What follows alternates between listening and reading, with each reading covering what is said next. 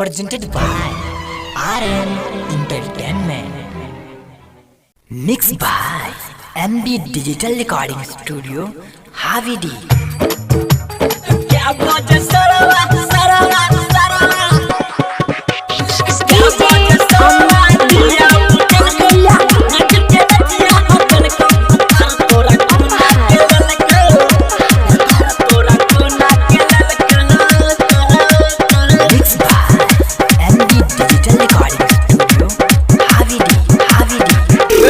ससुरा में तोरा बास न भेल,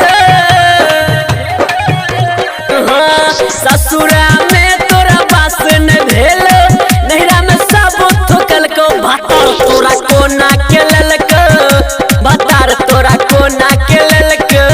लाजो न लागऊ तोरा पूछे में आई सोन बात रे। सुन कोना के सरवा दिया बुटल कौया नाक के नथिया हटल को भातार तोरा कोना के ललक, भातार तोरा कोना के ललक।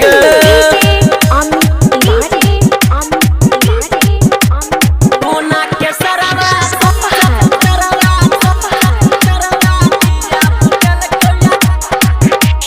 कोना के सरवा दिया बुटल कौया नाक के नथिया हटल को भातार तोरा कोना के ललक, भातार तोरा कोना के ललक। पहले तोहर ढीला छेल भऽ गेल टाइट, सीना से साइड के सैया बीतेल कइरे नाइट। अच्छा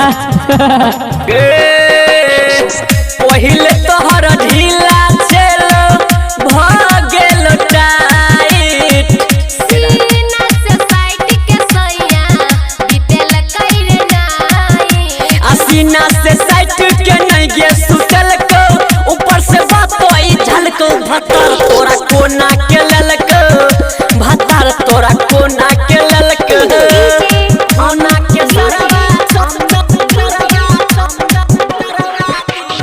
Mixed by MB Digital Recording Studio, कोना के सरवा दिया बुटल कौया नाक के नथिया हटल को भातार तोरा कोना के ललक, भातार नई हर के यार छेलो राजस रमोहन गए।